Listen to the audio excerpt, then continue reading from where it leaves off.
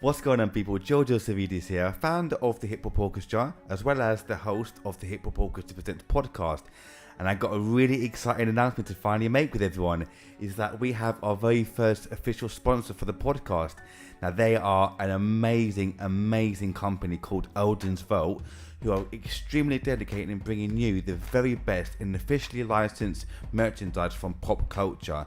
And when I mean the very best, I mean the very best. They provide things like keyrings, caps, t-shirts, to Funko Pops, to statues from all over, such as DC, Marvel, Disney, The Mandalorian, Harry Potter, music artists from all over the place, and they are ridiculously good. I've got a couple of things to show you on offer at the moment. This trust me, their stuff is amazing. So, t-shirts, like I mentioned, like the one I'm wearing right now. It's got Rocky right here, which I absolutely love. Or, like I said, also got Funko Pops as well, 3.75 inches and 10 inches. I've got a couple of 10 inches right here for you. I've got Post Malone right here, and I've also got Biggie right here, who I absolutely love. These are so sick. Eldon's Vault, trust me, they are amazing. Now, I'm going to leave the link below in the video right here, and also in the description below as well in all future videos from the podcast. But trust me, Eldon's Vault are amazing. Website is www.eldonsvault.co.uk. Get in touch with them now and start buying ASAP. But also, before I forget as well, I just want to say the biggest thank you to Eldon's Vault for sponsoring the podcast. It means the absolute world to me. Thank you. And trust me, get in touch with them right now. And I hope you enjoyed today's episode. And peace.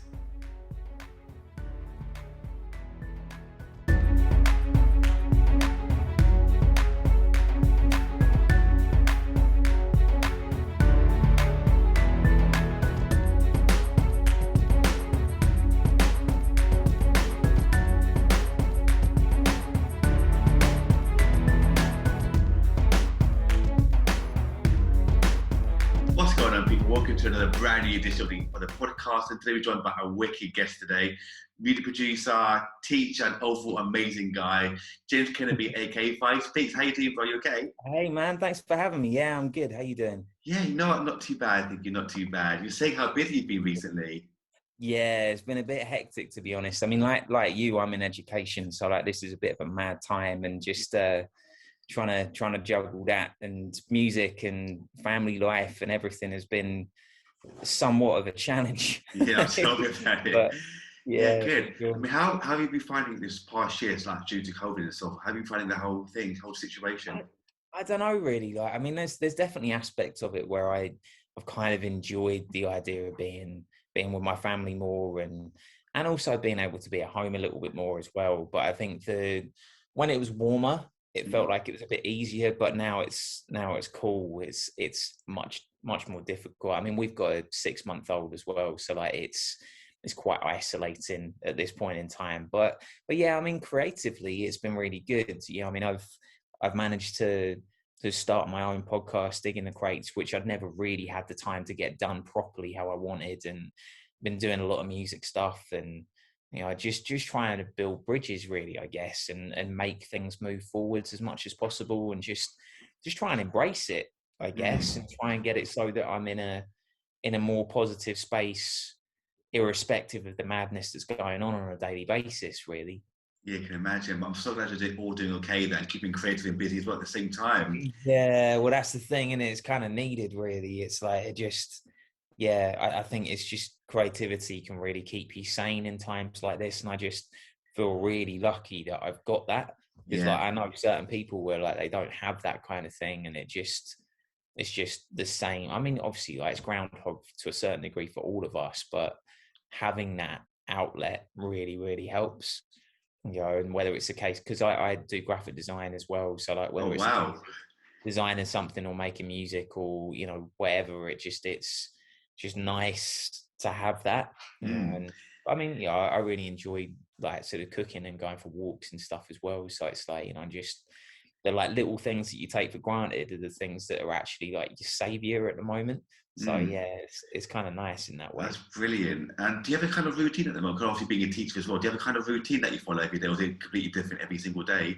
I mean, it feels a little bit like it's been one long day when it comes to education. I mean, especially since this last lockdown, because like I work in a creative college and I manage the media and games team. So like I've got a team of 9 teachers who I'm looking after, and like it's just a slog, you know, like Mm. we have 138 students within our courses, and it's just constant, and it's just trying to kind of stay I guess positive within that environment and keep everybody upbeat. But I think there's a certain aspect of it where it almost feels a little bit false, where it's like everyone is worried about this, you know. And in terms of education, it's like we've all experienced last year working so hard with the students to only end up where grades are being calculated anyway. And you know, I think the students are going into it this time around where it's like, well, okay, what's the point?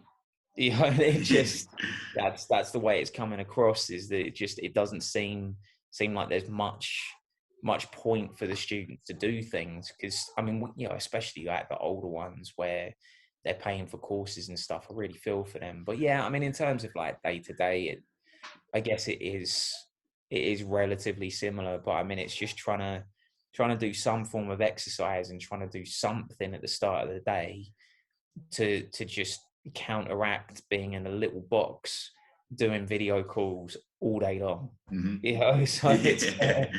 oh yeah, so it's just trying to do that really, and trying to carve out time. I think like I'm getting to the point now of like trying to carve out time within my calendar on a weekly basis to just think, right, that is my break. That is the time I'm finishing. Like, and just kind of really trying to set some solid structure to it. And like, I'm not a massively structured person normally, but like, I think that's really needed right now. Definitely. Say, okay, where's my time? Where's my family time? All that side. Yeah.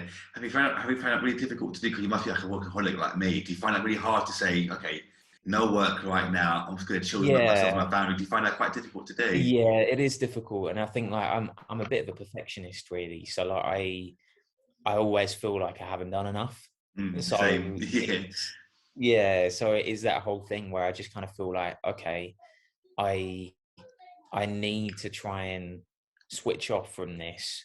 And I guess I mean it in a way it does help having kids. I mean it's stressful in itself, but also it's like you don't have a choice. It's like they need you.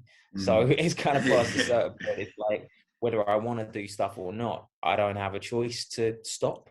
Um, but yeah, I mean it's a challenge for sure. But like I guess like I feel like I'm starting to reduce down the times, because like at the start of all of this, I was working till like 10, 11 o'clock at night every night, and it just that's now reduced now, and I'm getting it more in check. Mm-hmm. So you know, a couple of days a week I might work a little later, but yeah, it's just trying to do that really. Yeah, I can imagine. I'm the same as you. I'm such a perfectionist where I work until, say, 11, 12, 1 o'clock in the morning sometimes. And Yeah. then wake up at 6:30 for work. I mean, has that been the same for you?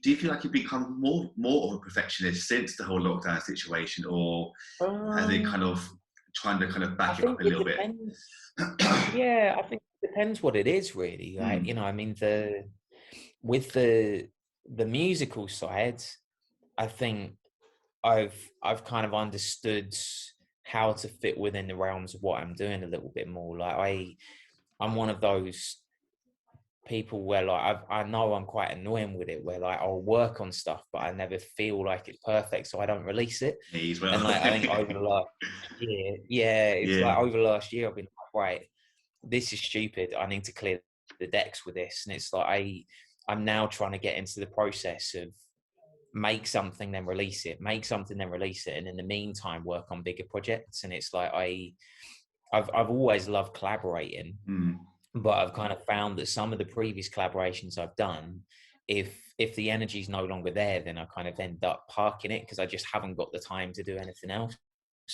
So you know, it's nice to, I guess it's nice to feel like there's been a little bit more of an impetus to push some stuff out, because you know I released Dilla the Timeless Tribute last year, and I think like that was very much like fuel in the fire to think, okay, people are actually now asking me what's going on and what I'm doing next, and it's like that really helped.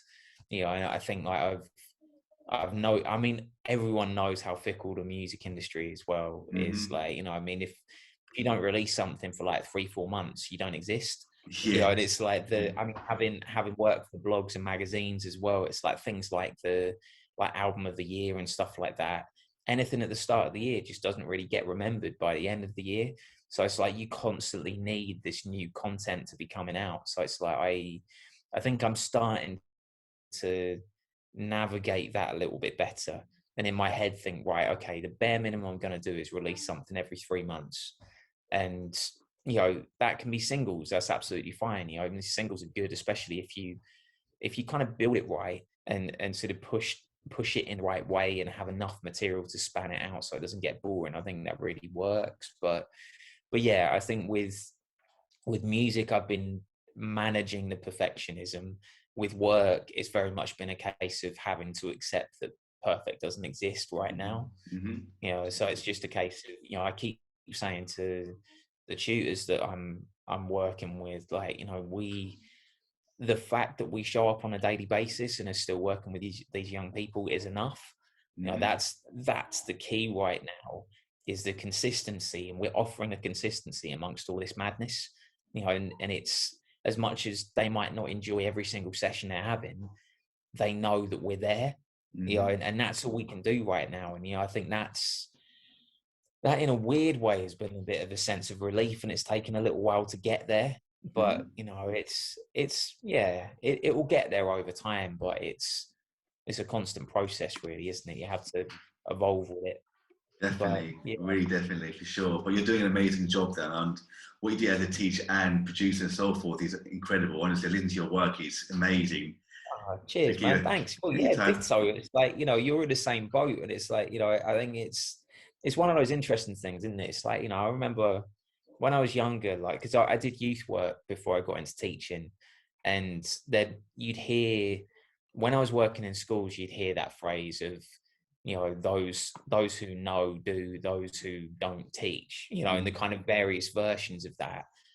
But I think working in the environment I'm in, and working in various environments like this, you think actually that's a load of rubbish. I know so many industry professionals who, like, they'll teach alongside doing the other things they do.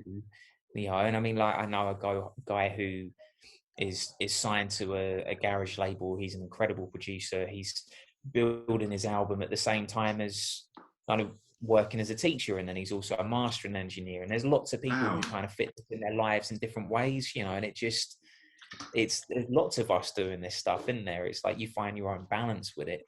So yeah, I think it's, yeah, for sure. It's like kind of hats off to anyone who does try and navigate this at the same time as thinking, why are we doing this to ourselves? it's, but yeah, But I but feel you no, on it's, that one, because I think being a teacher is an incredible job. It's so inspiring, especially like with the kids as well. yeah, And no matter who you teach, actually, no matter what age you teach, I think being a teacher is amazing, especially now at such a crucial time where, like you yeah, for said, people sure. need that consistency and that kind of regular, Yeah, like what just person to talk to or regular thing to do. Because, like you said, a lot of people are in a tough situation where they're not working and they're not doing anything right now. yeah. Just having that kind of regular person just to talk to or do something is really important. And I know you've done some amazing things, workshops before, like you said, I used to work with people like Birmingham's Children's Hospital, Punch Records, Symphony Hall, BBC, and many more. I mean, how long have you been doing it for?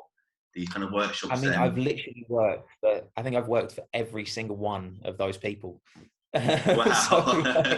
so yeah, I mean, so actually, like, I mean, I started doing workshops in 2008, I Mhm, think.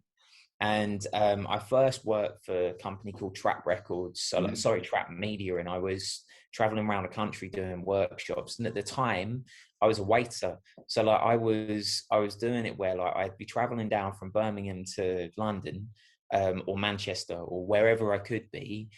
I'd get the first coach, go teach some students somewhere, and then I'd come back for a night shift. mhm, So, like, you know, it was just constant, and it's like it got to the point where that was happening 3-4 days a week. And I just thought, well, I'm making enough with this. And then I took the leap with it. And actually my first client, who was Birmingham based, was Punch Records. So it was when Josie was working there, and like I started working with them, and it's like I'd seen them around, you know, I'd gone to punch events for a long time, and you know, be it KRS or whoever, and like the bass festival and all that stuff. And you know, I'd go to all that stuff, and like I knew their team. And then yeah, like I said, the Ammo in the team got me involved, and then it just flourished from there. I remember my very first workshop for Punch, it was a production workshop, but I didn't really know what I was doing. You know, like I rocked up with a holdall with my desktop computer, and my monitor and my home computer speakers. I was like, right, we're gonna make beats, and the kids loved it. But it was, looking back, it was possibly the most unprofessional workshop I've ever taught. You know, but when I left that day, I was like, I made money for that. I loved that, and I made money for it. Like, I want more of that. You know, and it just, I think like the ones that I'd done before that point, it's like a lot of it was kind of just need money, need money, need money. But I hadn't necessarily taken stock of the impact of what I was doing. And I mean, some of the things I was doing was ridiculous. You know, I remember there was a workshop one time where I didn't know, but they basically booked a DJ. And I'm not a DJ. That's not what I do. You know, I produce, and at the time I was MCing and various things like that. And one of my friends in Birmingham was Basics, who's a beatboxer, and he's part of the Beatbox Collective. And you know, we lived next door to each other, so we'd spend a lot of time together and record a lot. And he kind of taught me basic things. And so I ended up rocking up to this school. It was literally the entire primary school, 600 kids, were all there for a DJ workshop. I didn't know what to do. So I ended up splitting them up into packs of 100 students and doing a beatbox workshop. And it's like, it was the most ridiculous but fun thing I think I've ever done. So it's like I had 100 kids who were a kick and 100 kids who were a snare. And obviously, like, there's only so many parts of your drums as well. There's like 600 of them. So like, I ended up getting some of them to do like scratch noises and yo noises and all this stuff. But I think like it was that stuff where like it really shaped what I was doing. And I think I really understood flexibility, and that's really stuck with me. And yeah, I worked for Symphony Hall for a long time. I was doing some amazing projects with them, where I was working a lot with Sweto Kinch at the time, and we did some really great projects together. And I think we got to the point where the stuff we were doing, it was really changing our perceptions as well. So, you know, I mean, at the time, Sweto was doing a lot of different events and festivals and creating his own events and stuff as well. And then in 2010, I'd basically started setting up my own record label quite a bit before that, called Street Soul Productions. And it wasn't like grand scheme or anything like that, but I decided that I wanted to set up a podcast. And this was like when they didn't really exist. This was using Podomatic, and it wasn't a thing. And I tried to understand it, and I think actually we created something quite good. And I'd said to myself, right, within 6 months, I want to make a live event off the back of this podcast. And I did one DJ night, and then within the space of that time, I applied for Arts Council funding, and I got it, and I got $5,000 to set up an event. So I set up Basement Sessions Live, because the podcast is called Basement Sessions, and we took over Space 2 in Digbeth. And like, it was just nuts. It's like, so basically it was all four corners of hip hop. So like, we had break dancers, like we had MC and DJ, and we had like live graffiti outside, which was auctioned off. Like we had like a game section, like retro gaming and clothes and all sorts. It was amazing. You know, and it's like, I did that, but I ended up basically getting on the radar of someone who was setting up a media center in Bristol. So he said, look, I really want to set up a hip hop festival, but know nothing about hip hop. So that we linked up, and I started up a festival in Bristol for young people called the XLR Festival. And it was a week-long hip hop festival. And it was great. You know, we had so many local acts come in and did some brilliant things. It ran for 5 years. And I mean, the first one we had like massive budget. It was kind of before all of the crash within the arts and so on, and it went really, really well. And then the next one, I think we went from like 10 grand budget to like 600 quid the next year. And the Wow. second one was genuinely better than the first. You know, I think because the community that by that point had really invested in it. So we ended up doing some amazing things on that front. And, you know, with the artists who came out of that, I think one of the most prominent artists who emerged from that was Gardner. And like he was 15 at that point, and like he traveled from Bath to come along, and he basically won our competition. And off the back of that, he ended up where he got sponsored for various things, got like clothing stuff, like various deals, promo, all of this stuff, and it launched him as a 15-year-old artist. A video from Chris Lucas and all of this stuff. So like it was an amazing opportunity, but like that festival really kind of gave me the energy to push forwards with it. And moved to Bristol not that long after that. And yeah, I did a similar thing to what I was doing in Birmingham, in the sense that Colston Hall is the equivalent of Symphony Hall. So I was working with them. I was doing workshops with them for a long time, and working at the media centre, and doing freelance stuff and various other things, just kind of doing the typical like piece together stuff. And I was doing quite a lot of at-risk and neat support work as well. And then it just kind of built from there, really. And you know, I think I got about 5 years into self-employment, and my daughter has Down syndrome, and there was a lot of challenges surrounding that. And I just thought, you know what, I need to put the brakes on. And I just kind of settled into the media centre I was working in. I was developing my program. I was continuing to get youth music funding for what I was working on, and it was just going really solidly in that sense. And I steered towards focusing more on like 16 plus, and trying to develop them. And I really like that aspect of taking artists who really do have that drive and passion, but they need that boost and that guidance to get to where they need to go. So I set up something called the XLR Collective, which was a collective of 8 young musicians, and they had a cause that they could work on. So they called it Hacker Heckle, and it's basically about heckling women. And they ran an amazing project alongside the police and various others, and they did loads of live performances, took them to Barcelona, they performed out there, went on radio, met local politicians and all sorts of things. And it just, I think it just had some amazing stuff within that time. So yeah, I mean, it's been a real journey in that sense. And I'm really proud of the fact that, you know, every day I go to work, I know that I crafted my career through music. And, you know, as much as I'm teaching media and games, well, I don't teach games. No one wants me to teach that, but I teach media. But I mean, because it started as a music college, it used to be access to music, and then it's become access creatives. So I teach music videos, and like I also work with the music students to teach sampling and various other things like that. So it's like it's a really nice mix on a weekly basis, because I love media too.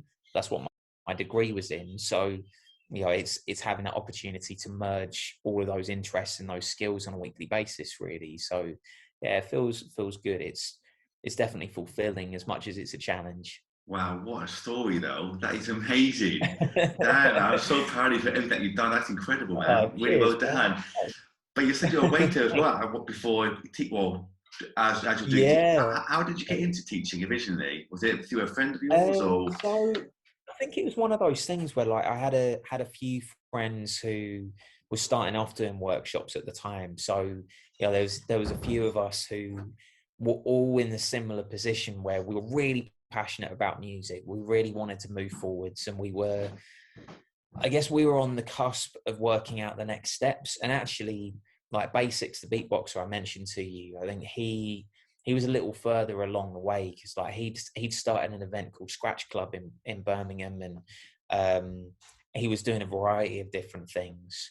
And he started doing a few workshops here and there for different people, because obviously like beatbox has always been one of those things where it's got that potential for workshops anyway. So he started doing workshops, and he actually was one of the people who linked me up with Punch in the first place. So I think he may have introduced me to Josie, and I just thought, this is really cool. Like, I like the idea of doing this, because when I was setting up my label, like I found that the bit that I enjoyed the most was the mentoring bit.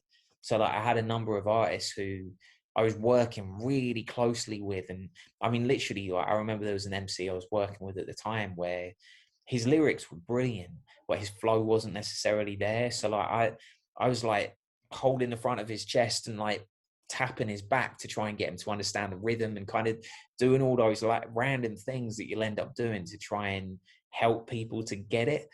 And I loved all of that side of things, and being able to try and help with like stage presence and thinking about graphics and all that side of things. And for considering we had literally no budget, it went really well overall. And it meant that as much as the label folded, didn't really fold, it was more that I went on to other things. I think it gave me that platform and that understanding to think, okay, I know the bits of this that I enjoy, and the bits I'm enjoying are the development aspects of it. So maybe I need to look in a different direction. And that's where workshops were, and I was working with like young people as young as 3 up to elderly people like 65, 70, and in all sorts of different capacities as well. And, genuinely was traveling the scope of the country and doing some amazing things, and I loved it, and it just, I think that's the thing, is it was very organic in that way. I think there was lots of people around me where, I'm sure you've got it, where like on reflection, you look back at that time and think, wow, all these people around me have actually turned into these really significant musicians, and they're doing amazing things. At the time, you're just a struggling musician who's trying to get by and build up and desperately find those contacts. And you have no idea the impact of what's going to happen later down the line. So, I think it was one of those things where it didn't, I don't know whether it was that obvious at the time what the significance was, because it was very much just trying to make a living, and trying to provide and build skills and all that side of things. So it's been a long road, but it's life, isn't it? It's all a learning curve, but it's every day I'll learn something new, be it from the team around me or students or whatever, really. Definitely, man. It's just nice to have that. Definitely keep up the amazing work, though. Honestly, it's fantastic what you do. It really Thanks. is amazing. But it's like what you said there about kind of taking a back seat at a moment, just taking it all in. I remember we had a similar moment when we did the BBC One Extra sessions with my orchestra. I was so busy with like making sure everyone Sounded amazing. Oh, thank you, man. Thank you. It's actually part of the story. Actually, I mentioned this before. Actually, on the podcast, where we actually broke up at that point, the orchestra. Literally really? it's about I think 2-3 weeks before that we actually broken up, and then about a week after we kind of broke up, BBC got in contact with me and said, "Look, you guys are sick. Are you free in a couple of weeks' time?" I was like, "Let me just check." Yes, we're free. So That's crazy. Yeah, can I put a little tweet out and said, "Look, guys, unfortunately, due to several reasons, we can't do it anymore." But I purposely left my kind of social media page open on purpose, because I had made some really good contacts in there. And so I left that open. But about a week later, I got a call or an email from One Extra saying, "Look, come down because you guys are sick." Like, we'll come down and do it. And during the whole day of filming, I wasn't taking it in as much because I was so busy to make sure that everyone was cool and safe and healthy and the rest of it. But then at that point, my DJ at the time, he pointed to say, "Was George, man, take it easy. You know everyone's here for you, don't you? And just take it all in. But these are here for you. Don't forget about, oh shit, they are as well. Fair enough." Right. And then from then on, I was trying to take it all as much as I can. But it's like you, though, you're so busy. You're so busy to make sure that everything's safe and ready and organised. You don't always take it in, do you? No, it's true. It is the organisational aspect of it, isn't it? It's like, I think the funny thing is that I'm not an organised person, but I think I'm a natural organiser. Mm-hmm. Like, and it's like I've stage managed quite a lot of stuff and things like that. And it's quite funny actually you saying about that. Like, I had a band in Birmingham called Genius Collective, and we were doing really well. Like, we were getting Craig Charles support and Todd Robertson, and we were getting lots of kind of BBC introducing support, traveling around the country lots with it. And we got to this point where I think we reached that midpoint where I guess lots of people do, where our singer wanted to do different things, and I think the bands wanted certain things to kind of move forwards. And we headlined the BBC introducing stage, and it's the same thing where it was just an amazing feeling. And it was like, there was a huge stage, massive setup, brilliant sound. It's like, this is crazy. Like, last night of this big festival, BBC introducing stage, headlining, it was like, this is awesome. But our band was falling apart at the seams, and it's like we'd literally had 2 gigs that day, and half the band hadn't turned up for the gig. Really? So we had to cancel the gig earlier that day, and like there was all of this stuff going on. It was like, this is mental. So we all got on stage, and like backstage we were like rowing, and like there was kind of these split camps of, look, it's going to be fine, let's sort it, and the other side of, no, forget this. And then literally jumped on stage, smashed the gig, and then everyone went back to round again. It's like, no, this isn't what it's about. But I think it's those like marker points, isn't it, where it just almost kind of bookends what you're doing, where, in a way, on reflection, I think, wow, that gig was an amazing way to end it. But there's obviously like a tinge of sadness within that too. But it is crazy, like when you just get to this point of thinking everything was lined up, and you wonder where it would have gone if it had continued on from that point. And obviously with you guys, I think you're similar in the sense that you're a motor for things that happen. It's trying to kind of really move those things forwards and have that presence and have that continuation all the time. And it's like, and that stuff does get exhausting. I think I mean, even now it's like, I know that I'm doing the job of so many people when it comes to the music side, and I'm proud of what I can achieve by myself. But at the same time, it's exhausting because I'm essentially, there's an amazing PR guy that I've worked with in the past called Andy Kettle from Steam and Kettle, and like he's brilliant. But being frank, I can't afford to do that every time. Like, we all know that unless it's a physical release, streaming is not going to pull back the revenue that you need in order to survive with this. And it's like, not every track can be a loss leader all the time. It's like, I know that if every single penny I'm pumping into a track, I'm most likely not going to get that back. And of course, yes, it's not all about the money, but at the same time, when you're self-funded, it kind of is, because you need to be able to not burn out financially as well as emotionally.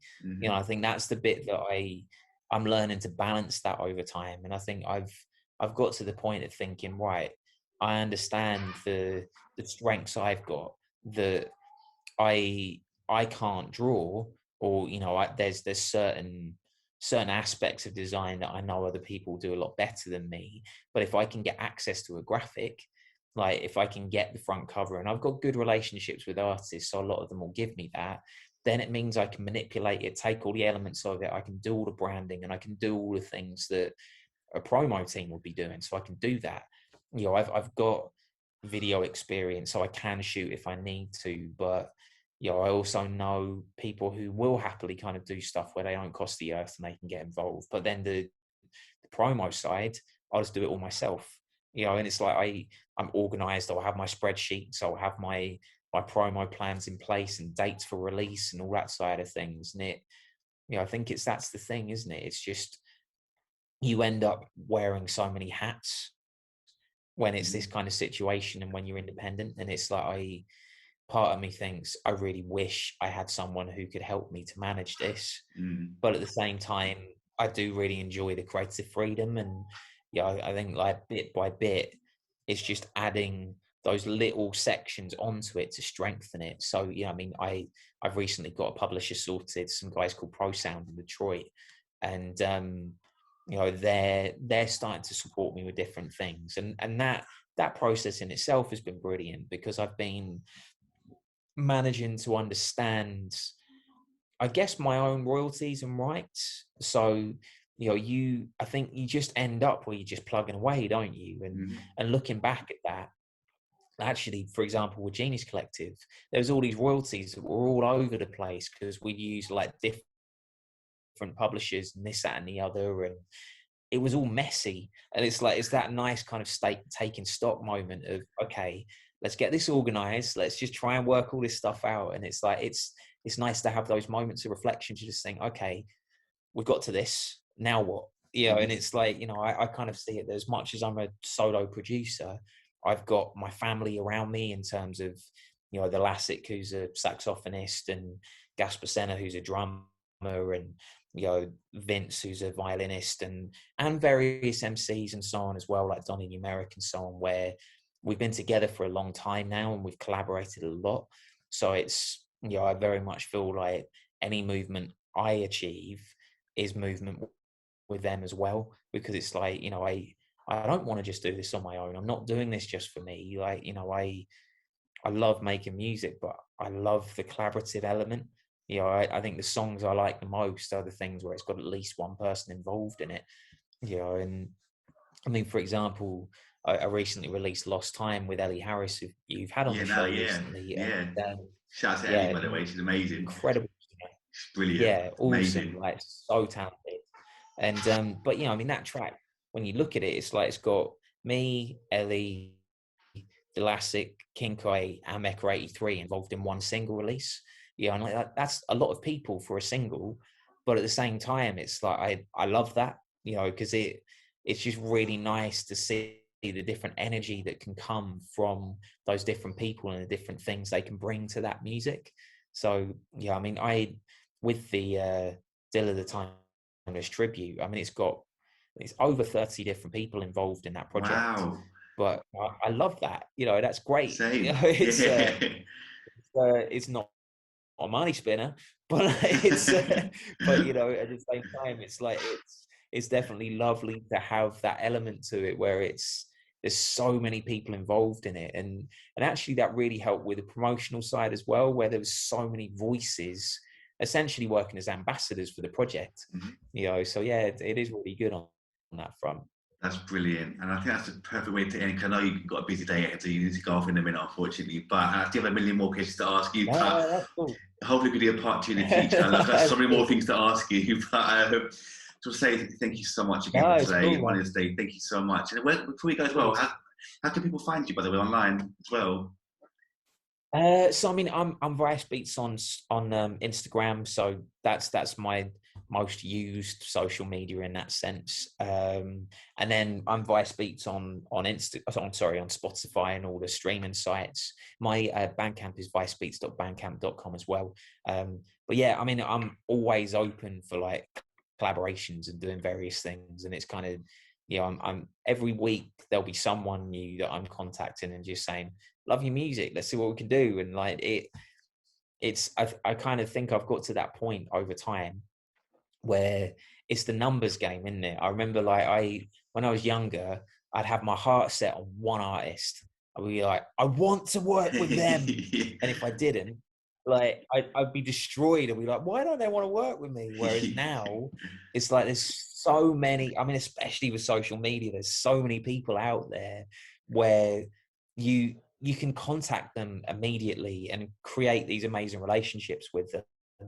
It's like the amount of people I know who I'd class as friends, but I've never met, and it just, I've got to that point now where I just think if I contact enough people, something is going to come of that, and it's really nice that it's starting to work that other way as well, where there's people who are saying, hey, let's build, and I love that, it's like, it makes you realize that there's an aspect of progress within this where it's not just, okay, it's me. And you start kind of looking at yourself like, am I actually any good at this? Or are people just feeling sorry for me? Like, what's going on? But like, it gets to that point of when it's starting to be the other way around and it's reciprocated a little bit, and like people are wanting something from you as well. It's nice, and it's, I mean, I've always kind of had the ethos of like, of course I want to keep quality high, but I want to get stuff out there, and like the rooting back to the thing I was saying to you about with the publishing side, it was really interesting kind of writing a list and like finding all of these different stems of music and out that they're all kind of out there as these like little musical tentacles, and then realizing I've actually released like 90 songs in different forms, including TV. Wow. And it's like actually quite a lot. It I is, didn't wow. realize it was that, because I do music for TV as well, and it's like it just sits there, and it's one of those weird things where it's like you don't really shout about it in the same way, but it's like, I've had music played in like 80 plus countries, but you never kind of necessarily really know how to shout that, because it's not as cool. Like the music that you're making, it's like it's not like it's the same kind of thing. I mean, some of it is more kind of my more chilled kind of beats, but then at the same time, there's stuff where it's specifically for TV, where it's like marimbas or something like that, where you just say, okay, yeah, no one's gonna want to hear this if I put this on Instagram. It's like that's not for that. So it's just getting that balance right, really. Definitely. How did you get into production? And a couple of quick questions before we go, actually. And how did you get into Sure. like production and hip hop originally, actually? Because obviously it's incredible. How did you get into it originally? Well, so I mean, production, in terms of music, I got into it through poetry initially. So when I was like 12, 13, I was a bit of a kind of broken kind of teen, I guess. And like, that was my way of expression. And I just loved writing poems. And then it got to the point where I got into garage, and I realized that there was this kind of emergence there where I was listening to certain MCs, and around the time when the streets were coming out as well, it's like, that almost sounds like poetry to me. And it's like, I was listening to like their albums and thinking, yeah, okay, I kind of get this now. And in Birmingham at the time, there was the old Bullring had the hip hop shop at the top of the escalators. And I mean, that shop was such a hub for hip hop, like Temper, the graffiti artist, was like putting stuff out all the time outside there, and loads of the guys there were making music. And there was a guy called Padge who was a producer. Like, he gave me my first ever beat, and I think I was 16. I was like, this is amazing. Like, I mean, that CD was scratched to hell. I listened to those beats every day, and I was just writing and writing and writing. And at the time, like I ended up winning a national poetry competition for Oxford Uni, for this thing called Oxford Revolution. So it ended up that 13 of us from my college got taken to Oxford Uni. And I like met Mel B, who presented me with an award. Really? And all these like random things happened with it. But like at the time, I really liked the beats, and I didn't really get what I was doing with it. And I had my PlayStation, and I had the what was it? It was literally called Music. Like the game was called Music, and it was like a kind of cut and paste blocks game. So you could just chop up little bits and put them in place. And when I applied for uni, one of the things I did was make some beats and then do all the branding for it and so on. And I got rejected from one of the unis, and they were like, look, really, you should probably be studying music and not this. So I was like, okay, fair enough. So ignored that, still did media anyway. But then when I went to uni, I went to Lincoln, and that was the first year when they renovated the uni. There's a brand new music studio there. And I met all these guys who were making hip hop, and we were all in similar boats and learning from each other. And we pretty much lived in that studio. Like, I mean, we did it where like this, we knew the times that the security would leave for night. And so we would literally sleep in the studio. Like they would come around at 10 o'clock. And so we'd all go into the live room, turn all the lights off, let them go. And then when we knew that they cleared and done their rounds, we turn all the lights back on. Like, we'd eat in there, we'd sleep in there. And I really cut my teeth on Cubase. Like, and I learned how to use it, and I was engineering all the time. And it was kind of through that I mean, there was various samplers there, like some Elise's stuff and Akai's and various things that I've never really been much of a hardware person. I kind of don't fully get it. My brain's just not wired that way. But like I kind of really learned how to produce kind of more, I guess, more creatively as opposed to what I'd got. And at the time on my computer, I couldn't get Cubase, but I'd got Cool Edit Pro. And I didn't understand at the time how important things like metronomes were and being able to put things to tracks. So I was just essentially looping stuff without having any quantization on there and making things, but actually it created a certain sound that was looser, and I really liked it. And like Dilla, kind of that kind of and I was offbeat doing kind of that for a thing. while. Yeah, Yeah, yeah. exactly. And like I was kind of building on that front, and then a few years later, like I was doing my thing, building up beats and emceeing and stuff like that. And then on the production front, I became really good friends with, he's now Mecca 83, used to be called Rise, incredible producer from Manchester, like by far one of my favorite producers. And we at the time we met each other on SoundClick. So like it was kind of way before SoundCloud, Yeah. and so we met each other on there, and like we talk 4 or 5 times a week for like, well, a couple of years really, like, and we were building up with each other and sending each other new tracks we were working on. And at the time, like, my studio consisted of literally a wardrobe, and everything was shoved in the wardrobe, and like, I mean, the sound was terrible, but like I was desperate to make music, you know. And it's and I'd make stuff standing up because I couldn't fit a chair in there, so like I was standing up at my desktop, and like, you know, I'd like to think I invented the standing desk, but you know, it was just kind of building up from there really. And like he really helped me in terms of understanding like swinging drums and all that side. And then yeah, it just kind of evolved really. And I think over time I learned through doing workshops how to really produce, and that flexibility kind of really expanded my sound overall in that sense. So it kind of built from there really. Nice. But like I said, I know you're really busy, man, so I'm going to let you go right now. But honestly, thank you so Yeah, much again for today, though, man. no, Hopefully don't we can do a worry. part 2 soon. Of course, man. But definitely, man. But speak No, to you I soon, mean, it's okay? been great to talk to you, man. You too, Thanks. brother. Take care. Cool. Hey, thank you, man. Take care. Thanks, man. Bye-bye.